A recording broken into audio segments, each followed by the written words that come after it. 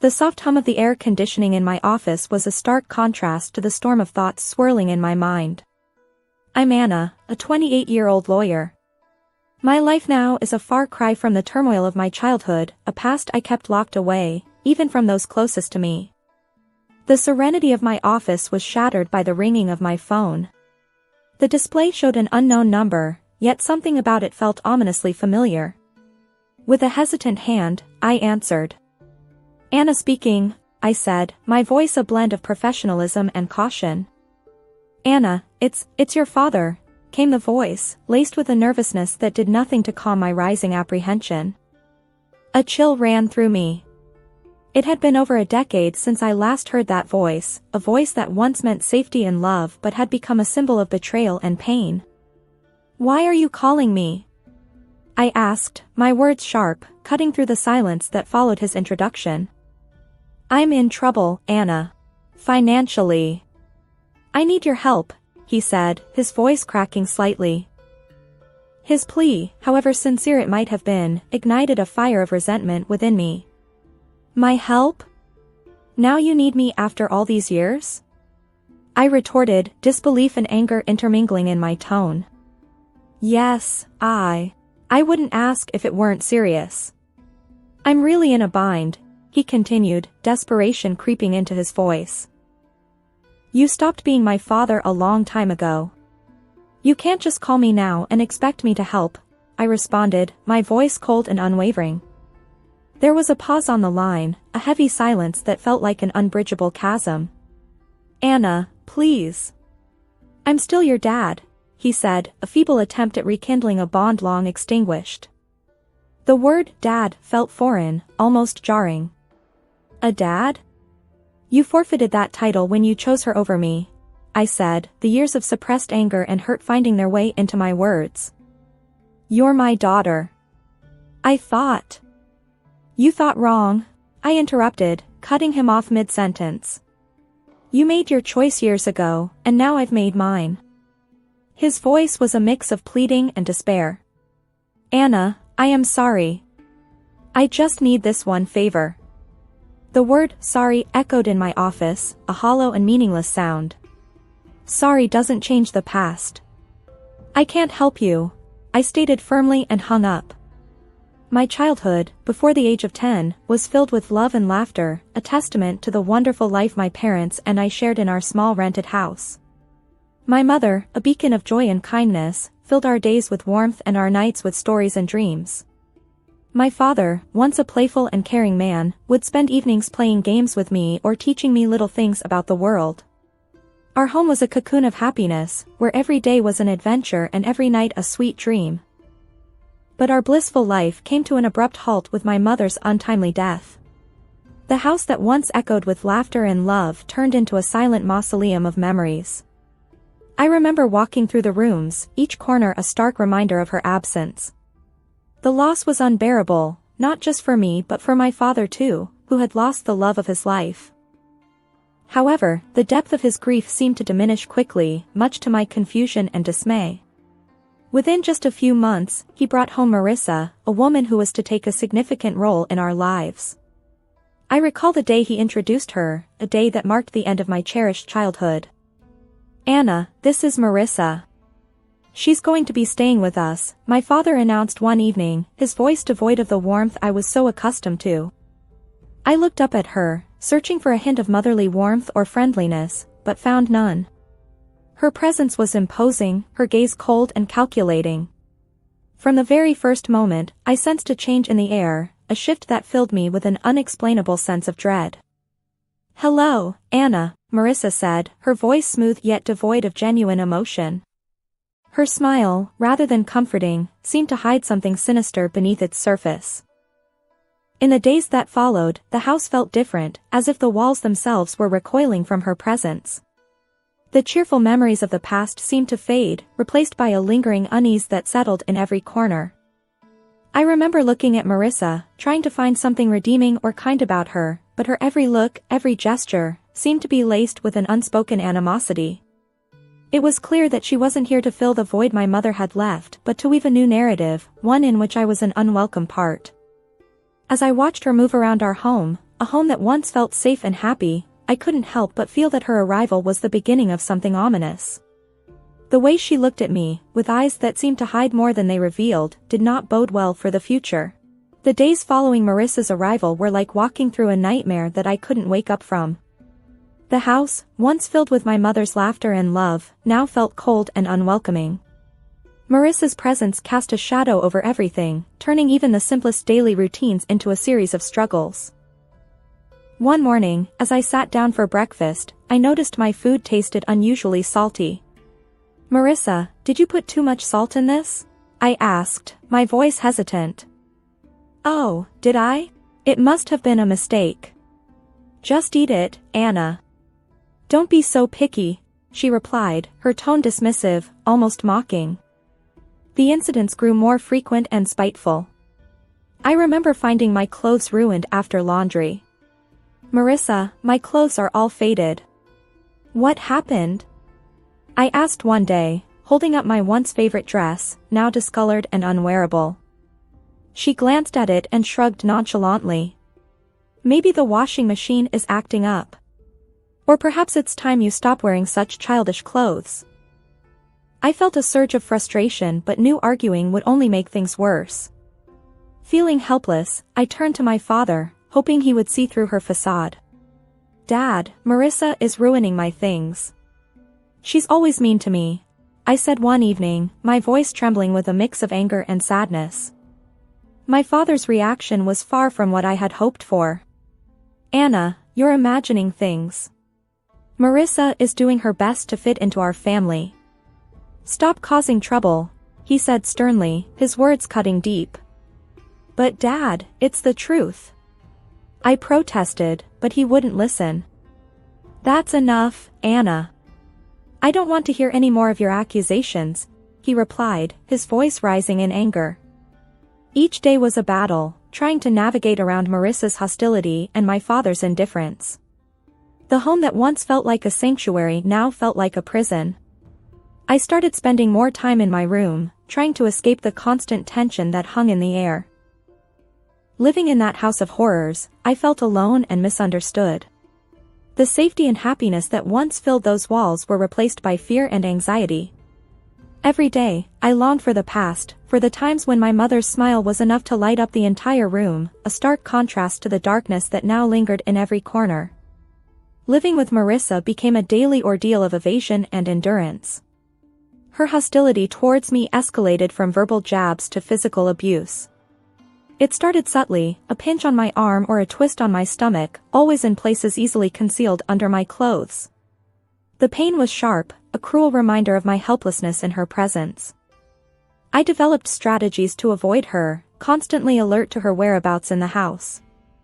I would take long routes to my room or wait until she was occupied before I moved around. Despite my efforts, there were times when she caught me off guard, and those moments always resulted in some form of pain.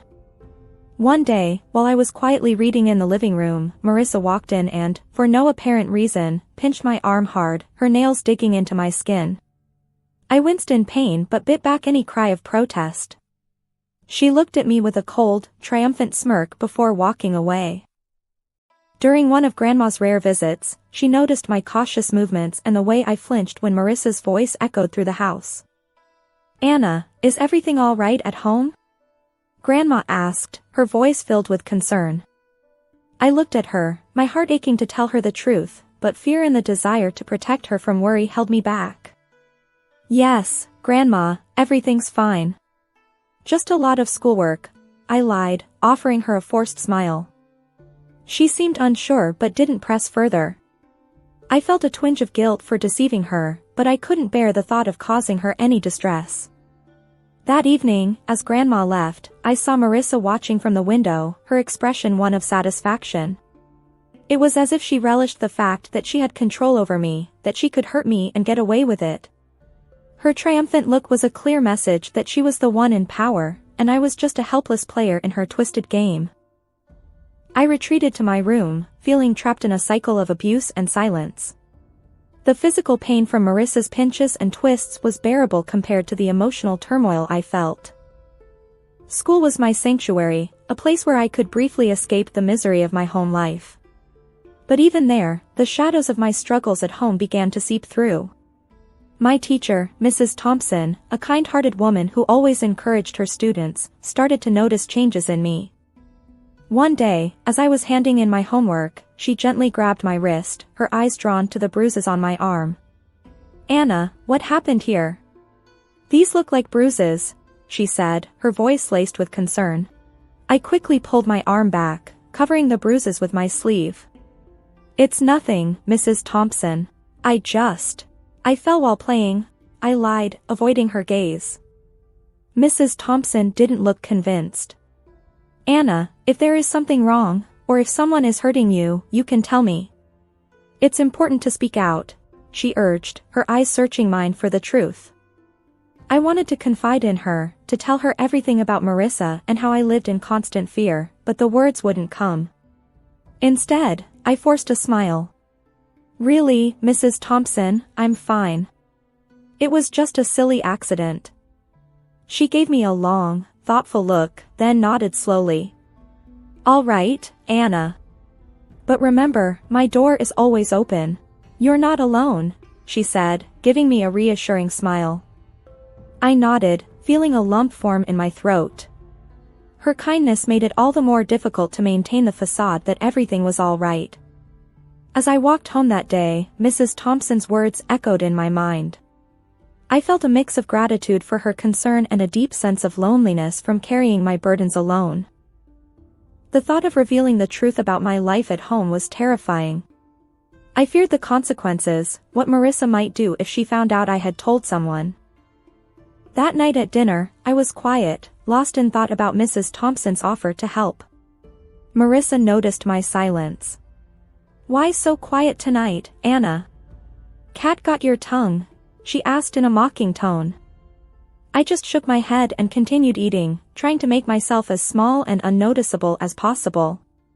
After dinner, as I lay in bed, the reality of my situation felt more overwhelming than ever. Mrs. Thompson's concern had shown me that people did care, yet the fear of what revealing the truth might bring kept me silent. I was caught between the desperation to tell someone and the fear of Marissa's retaliation, a balancing act that I navigated every day. The day my teacher, Mrs. Thompson, decided to involve my father was a day filled with anxiety and dread for me. I sat in the principal's office, fidgeting nervously, my mind racing with fear about how my father would react. When he finally arrived, his face was stern, his eyes betraying a mix of irritation and embarrassment. "What's this about, Anna? Why am I being called to your school like this?" he demanded, his voice sharp as he walked in. I glanced at Mrs. Thompson, seeking a semblance of support. Swallowing hard, I tried to find my voice. "Dad, Mrs. Thompson she saw the bruises," I stammered, feeling the weight of his gaze on me. Before I could explain further, he interrupted, his anger palpable. "Bruises? What are you talking about? Are you making up stories again?" Mrs. Thompson stepped in, her tone firm yet calm. "Mr. Smith, I'm concerned about Anna's well-being. The bruises on her arm don't seem accidental. We need to address this." My father's face turned a shade darker with anger. "She's perfectly safe at home. Anna, are you spreading lies about our family?" He turned towards me, his disappointment clear. The tears I had been holding back started to spill. "It's not lies, Dad. Marissa, she's been hurting me," I managed to get out, the truth finally surfacing. His reaction was one of total disbelief.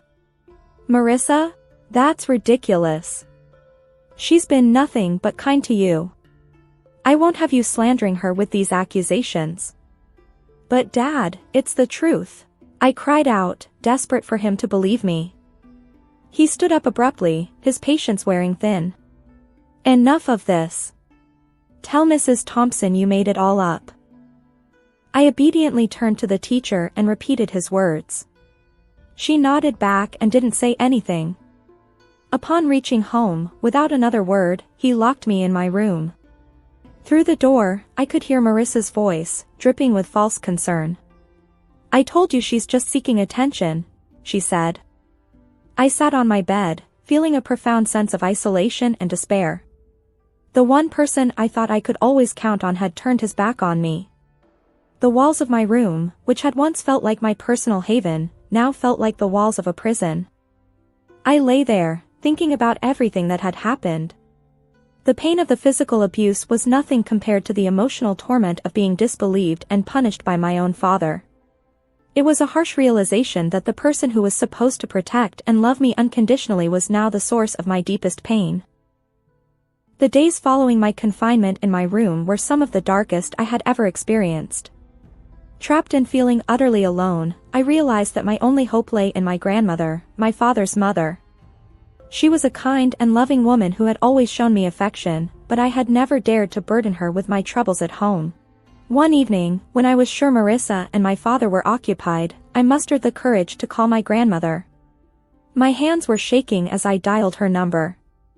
"Hello," her familiar, warm voice came through the phone. "Grandma, it's me, Anna," I said, trying to keep my voice steady. "Anna, my dear, how are you?" she asked, her tone filled with genuine care. Tears welled up in my eyes as I replied, "Grandma, I need help. Can I come and stay with you for a while?" There was a moment of silence on the other end. "What's wrong, Anna? Did something happen?" I took a deep breath, the words rushing out. "It's Marissa, she's been hurting me, and Dad won't believe me. I don't know what to do." I could hear the concern in her voice as she quickly responded, "Of course, my dear. You come right over. I'll take care of this." The next day, my grandmother arrived. She was a small woman, but her presence filled the room. She confronted my father with a strength that surprised me. "John, I'm taking Anna with me. She's not safe here," she declared firmly. My father, taken aback, tried to protest. "Mom, you can't just take her. She's my daughter." "Your daughter whom you failed to protect," she countered sharply. "I won't stand by and watch her suffer." Marissa tried to intervene. "She's just a child making up stories. You can't believe her over us." Grandma turned to Marissa, her eyes steely. "I know a scared child when I see one. Anna is coming with me, and if you try to stop me, I'll take this matter to the authorities." My father, realizing he was defeated, didn't put up any further resistance. As I gathered my things, I saw Marissa's expression change from defiant to defeated. Leaving the house with my grandmother, I felt a weight lift off my shoulders. For the first time in months, I felt safe. The car ride to Grandma's was quiet, but her presence was comforting. Once we arrived, she turned to me and said, "You're safe now, Anna. You don't have to worry anymore." In my grandmother's house, I found the love and security that had been missing in my life. It was a haven where I could heal and regain my strength. The contrast between her nurturing home and the coldness of my father's house was stark. For the first time in a long while, I felt like I could breathe again, free from the fear and anxiety that had plagued me. Years had passed since I left my father's house to live with my grandmother. Her home had been a sanctuary, a place of healing and love. But time, as it does, moved on, and with it brought another wave of change. My beloved grandmother passed away, leaving a void that seemed impossible to fill. At the funeral, my father and Marissa showed up, their faces a mix of feigned sorrow and poorly disguised eagerness. It was clear they were more interested in what they might gain from her passing than mourning her loss. After the funeral, as we gathered at my grandmother's house, Marissa wasted no time. "Well, Anna, I suppose you'll be finding a new place to live now.